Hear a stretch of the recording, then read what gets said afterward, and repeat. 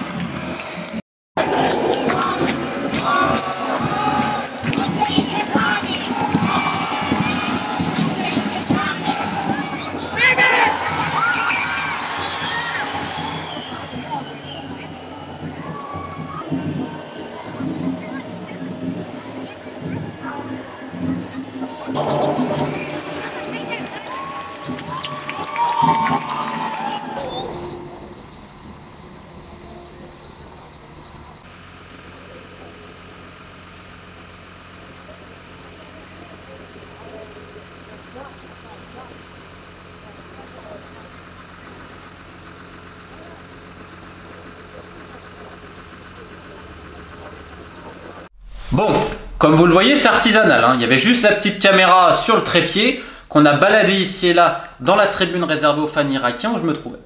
J'étais au Bahreïn donc pour cette rencontre et également Yémen-Arabie Saoudite qui a été délocalisé ici dans le cadre des prochains éliminatoires à la Coupe du Monde 2022.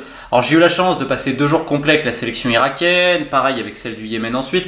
On a fait diverses interviews, certaines filmées, d'autres pas forcément filmées parce que c'était compliqué, il y avait beaucoup de passages dans les lobbies des hôtels, etc. Donc tout ce contenu là, on va voir ce qu'on va en faire, notamment pour l'Irak parce qu'il y a beaucoup de contenu spécial irakien. Il y en aura dans mon prochain livre, mais on va faire des bonus également pour la chaîne. Mais là, je voulais faire justement quelque chose autour de l'ambiance et vous parler un peu de ce match-là, parce que c'est très particulier. Alors, bon, on me dit, j'ai passé 2 jours avec la sélection, quand on était à l'hôtel, avec les joueurs, à parler des heures et des heures. C'est quand même assez exceptionnel, puisqu'il y a un joueur de la sélection irakienne qui parle le chaldéen. Hein, le chaldéen, qui est la 2e plus vieille langue au monde, derrière l'araméen. C'est justement quelqu'un qui vient d'un village chrétien au nord de l'Irak. C'était absolument fascinant aussi avec Justin Meram, qui est plus ou moins la star de la sélection, qui joue à Atlanta, qui est aussi, on va dire, l'un des représentants des chrétiens d'Orient. Bref, tellement de choses à dire. Et ce match-là, en fait, si tu veux. Donc, les matchs, j'ai 2 places par Youssef Al-Khafaji, qui est donc le fondateur de Iraqi Pro Players. En fait, c'est un syndicat qui a permis aux binationaux et aussi aux joueurs nés en Irak, mais qui sont partis à l'étranger ensuite de par la guerre ou plein d'autres choses, de revenir quelque part et d'être sous le radar de la fédération et donc de venir en sélection. C'est Youssef qui a fait tout ça. Qu'aussi architecte, c'est... Il y aurait tellement de choses à dire sur Youssef, grande Youssef, comme je le dis souvent. C'est lui également qui organise les fan zones à Bagdad, parce que c'est magnifique, vous imaginez même pas cette passion pour le foot qu'on peut avoir en Irak. Là, ils vont lancer aussi sur les maillots rétro irakiens, il y en a qui sont absolument fabuleux. Donc, en fait, si tu veux, je passe à l'hôtel des moins de 23 ans. Parce que les moins de 23 étaient aussi au Bahreïn. Et il était avec Ziad, donc Ziad Yassine, ancien joueur, aujourd'hui agence. Il gère notamment Ahmed Yassine, qui est un des piliers de la sélection irakienne. Donc ensuite on va à Rifa, donc par taxi. Parce qu'en fait, la capitale du Bahreïn c'est Manama, et Rifa c'est à peu près 25 minutes, c'est là où il y a le stade de l'équipe nationale. Donc on y va.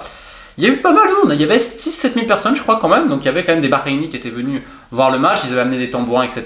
Et là c'est assez exceptionnel, puisque donc on arrive là-bas, tu tournes un peu autour sous une chaleur évidemment écrasante, pour trouver l'entrée, parce qu'ils étaient en VIP, et bon, moi j'avais les places avec les fans irakiens, ça m'allait très bien. Et donc en fait on trouve pas, et puis là à un moment donné il me dit ah, viens, tu montes dans la voiture, il y a quelqu'un qui conduit, c'est la personne que vous avez vue en vert, qui chantait Irak, Abdullah. Et donc moi je connais pas, donc il les lâche à l'entrée VIP et il lui dit hey, conduis-les à leur entrée. Tu sais pas, t'es avec un mec, tu connais ni d'Ève ni d'Adam, alors on arrive, donc il nous amène et tout. On va, on s'installe en tribune, moi je vais parler un peu à 2-3 personnes, etc. Pas mal parler l'anglais aussi un petit peu.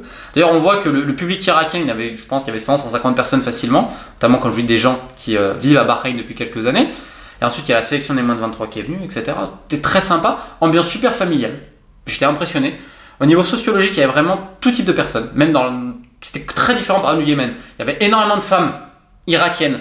Et t'en voyais avec voile, sans voile, etc. Avec les enfants, avec les parents, avec les grands-parents. Bref, c'était très varié. T'en as qui étaient venus en amis, entre potes. Enfin, c'était vraiment super intéressant à ce niveau-là.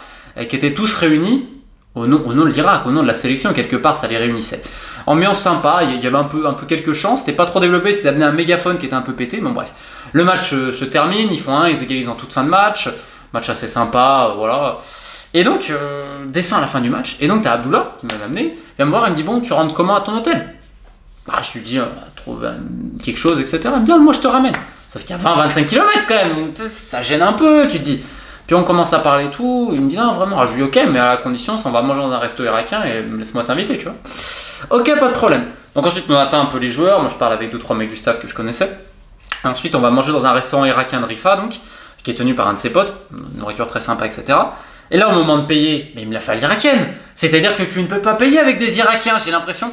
Et même le patron, il s'est énervé en mode, mais tu fais quoi là, tu fais quoi? Jamais tu payes, t'es malade. Donc bon, et en fait, la veille, déjà, il m'est arrivé la même chose. C'est-à-dire, on est allé manger avec Youssef, les Ziad et tout. C'est impossible de payer. Ils ont failli se battre entre eux déjà pour payer. Ensuite, on a voulu les inviter pour une glace. Ça a fait limite un scandale diplomatique pour payer une glace. C'était vraiment... bon, c'est très particulier, cette culture, on va dire, de l'invitation, de la générosité, de donner, qui est, on va dire, une des particularités, je pense, du peuple irakien, comme on peut le voir d'ailleurs dans le documentaire Le Parfum d'Irak, notamment, vous allez voir, il y a un chapitre très intéressant dans une ville d'Irak où c'est une question d'honneur aussi de payer les notes. Donc voilà, en tout cas, c'est une ambiance très sympa, très différente de ce que j'ai eu pour Yémen, Arabie Saoudite, c'était très sympa aussi, mais très volcanique, beaucoup plus endiablé, on va dire comme ça. Aussi une sécurité absolue, c'est-à-dire que la caméra, faut imaginer, j'aurais jamais fait ça en France, on l'a laissé parfois avec le trépied en étant à 20 ou 30 mètres plus sans regarder. Personne n'aurait osé s'approcher. Je tenais à dire ça aussi, c'est cette ambiance familiale, cette joie qu'il y avait pour retrouver simplement l'Irak, et c'est justement de par ces voyages-là, de mixer un peu tout. Bon, c'est mon boulot en l'occurrence, mais même ça m'apprend beaucoup en fait sur les gens, sur les cultures, etc. Et faut pas croire des fois tout ce qu'on dit. L'Irak est un grand peuple, et le restera indépendamment de tout ce qui s'est passé depuis 20 ans. Je rappelle, guerre du Golfe, guerre Iran-Irak, guerre du Golfe, embargo, invasion américaine, les guerres des milices et tout le reste, Daesh. Oui, en effet, le pays souffre, etc. Mais il ne faut jamais oublier que c'est le pays de la Mésopotamie, de Babylone, probablement des contes des mille et une nuits et de tant d'autres choses encore.